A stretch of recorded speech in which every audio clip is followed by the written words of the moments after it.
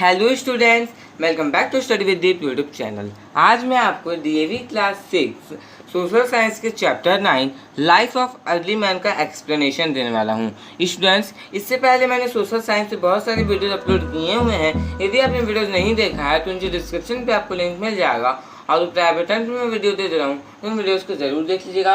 और other subject की videos upload है, प्लेलिस्ट सेक्शन पे आपको वीडियो मिल जाएगा। तो किसी भी वीडियो के लिए मेरे चैनल के प्लेलिस्ट सेक्शन को जरूर देख लीजिएगा। ओके, तो मैं आज आपको इस चैप्टर को समझाने वाला हूँ। चलिए लोग चैप्टर शुरू करते हैं। हम लोग मैन काइंड के ओरिजिन का कोई एग्जैक्ट प्लेस नहीं जानते हैं कि जो मैन काइंड है इसका ओरिजिन कहाँ हुआ था, इसकी उत्पत्ति कहाँ हुई थी। इसका कोई भी हम लोग एग्जैक्ट प्लेस नहीं जानते, एक सही जगह नहीं जानते हैं।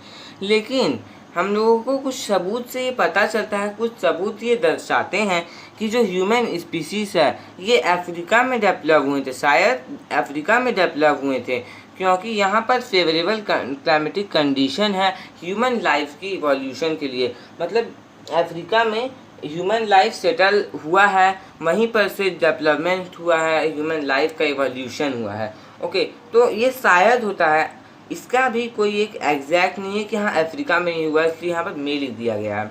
ये बिलीव किया जाता है कि जो ह्यूमन स्पीसीज है बाद में वो एशिया में वैंडर करते हैं, ओके, यूरोप और अमेरिका में वैंडर करते हैं। अर्ली मैन के बारे में हमारे पास जो भी इंफॉर्मेशन है ये रिमेन ऑफ ऑब्जेक्ट्स, मतलब जो ऑब्जेक्ट उस समय हुआ करते थे उस पर बेस्ड है। ओके, तो अब हम लोग के पास जो भी अर्ली मैन के बारे में इंफॉर्मेशन है कि हाँ वो कहाँ थे, वो किस चीज़ का यूज़ करते थे, ये सब के बारे में हम लोग फॉसिल्स और टूल्स से जान सकते हैं, रिमेन्स ऑफ ऑब्जेक्ट्स से जान सकते हैं, जो कि वर्ल्ड के डिफरेंट पार्ट से आर्कियोलॉजिस्ट के द्वारा निकाला गया है, एग्जीक्यूटेड किया गया है। मतलब उन्हें खुदाई के द्वारा उस चीज़ को निकाला गया है, रिमेन ऑफ ऑब्जेक्ट्स को। ओके, ज़्यादातर टूल्स जो है ये स्टोन के बने हुए थे।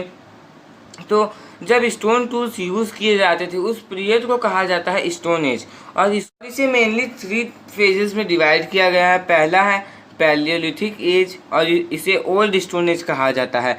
दूसरा हमारे पास आता है मेसोलिथिक एज, जिसे मिडिल स्टोन एज कहा जाता है। और तीसरा हमारे पास आता है नियोलिथिक एज और जिसे न्यू स्टोन एज कहा जाता है। ओके, अब यहाँ पर स्टोन एज के बारे में यहाँ पर हमारे पास आर्कियोलॉजिकल साइट्स दिए हुए हैं, यहाँ पर देख सकते हैं। तो पैलियोलिथिकल साइट्स ट्रायंगल शेप में है, मेसोलिथिक साइट्स जो है ये आपके पास सर्कल शेप में है, और नियोलिथिक साइट्स जो है ये आपका स्क्वायर शेप में है। ओके, तो चंदौली देखिए ये मेसोलिथिक का है, जोरवा भी मेसोलिथिक का है। ओके, और बहुत सारे हमारे पास है। नेक्स्ट मेरे पास सबसे पहला आता है पैलियोलिथिक एज। ओके, पैलियो का मतलब होता है ओल्ड और लिथिक का मतलब होता है स्टोन। तो जो पैलियोलिथिक एज में मैन जो है ये स्टोन टूल्स को प्रिपेयर करते हैं अपने आप को वाइल्ड एनिमल्स के अगेंस्ट में डिफेंड करने के लिए, उनसे बचने के लिए। वो जो है उन्हें हंटिंग करने के लिए भी उनका यूज़ करते थे। ओके, मीट को चॉप करने के लिए भी यूज़ करते थे, वुड को कट करने के लिए भी यूज़ करते थे, और खुदाई करने के लिए, डिगिंग करने के लिए उसका यूज़ करते थे। जो टूल्स उन्हें कहा जाता था कोर या फिर फ्लेक टूल्स। जो कोर टूल्स होते थे वो बड़े बड़े स्टोन से बने हुए होते थे, उनके एजेस को शार्प करके। Okay, by sharpening the edges.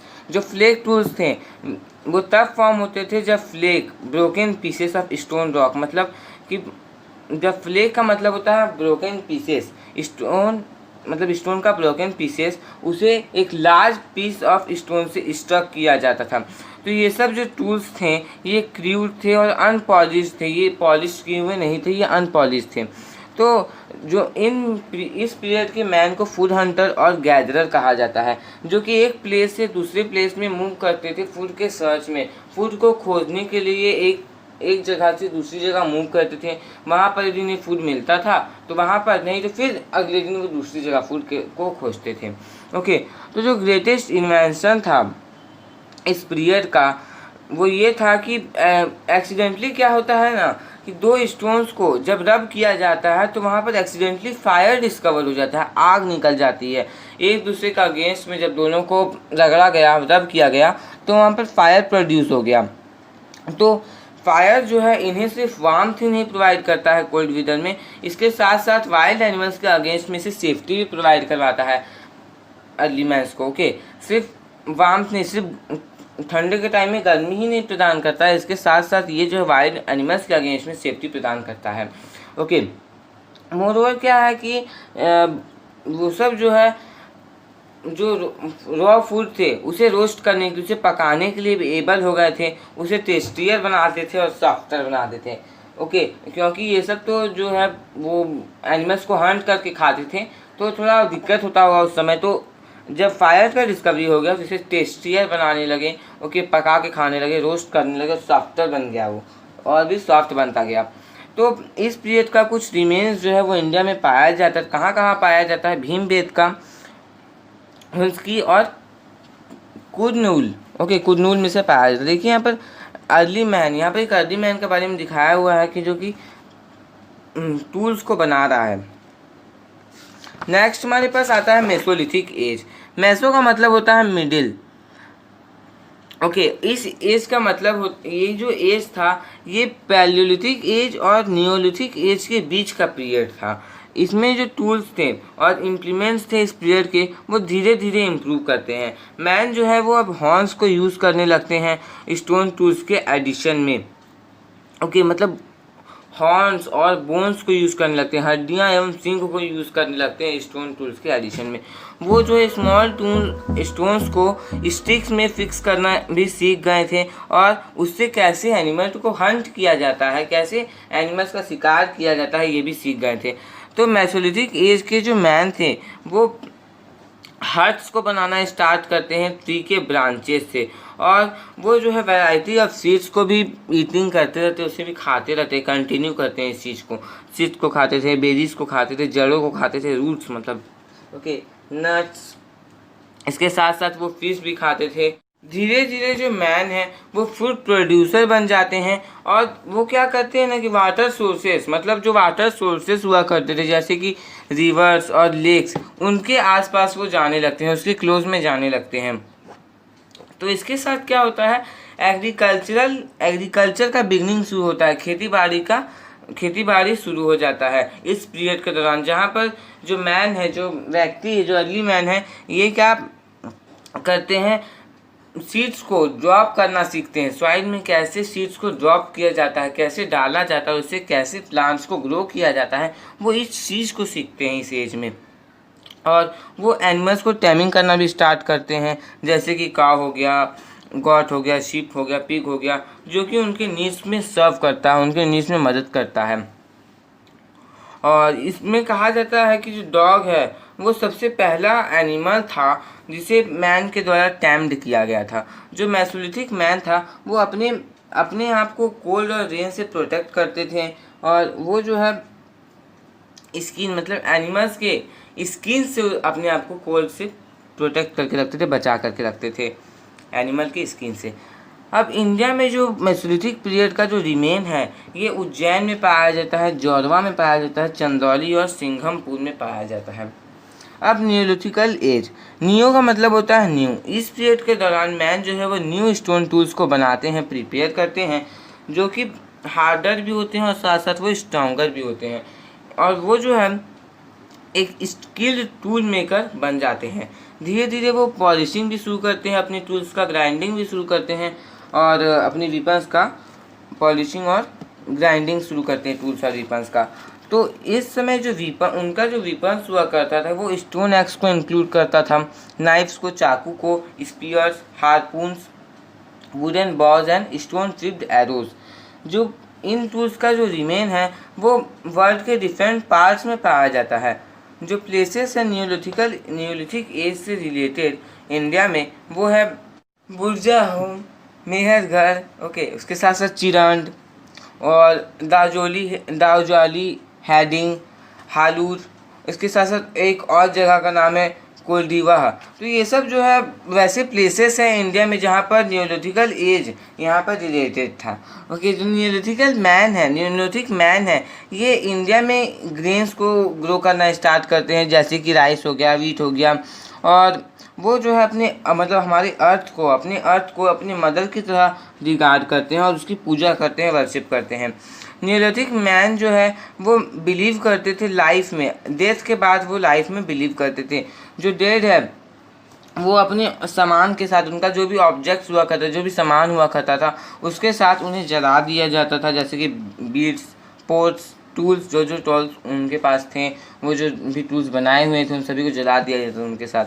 और वैसे टूल्स जो उन्हें अपनी पूरी ज़िंदगी में यूज़ किया हो वैसे वैसे चीज़ों को जला दिया जाता था। ये बिलीव किया जाता था कि दूसरे लाइफ के लिए ये उनको काम आएगा, उन्हें इस चीज़ की नीड होगी।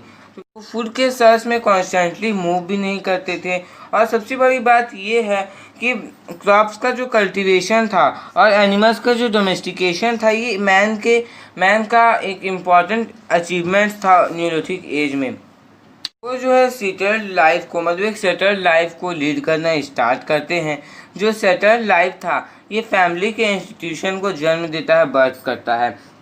ओके, टाइम और अपॉर्चुनिटी की अवेलेबिलिटी के कारण मैन जो है ये न्यू स्किल्स को भी डेवलप करते हैं। वो क्रॉप्स को कट करने के लिए, ग्रास को कट करने के लिए सिकल का इन्वेंशन करते हैं।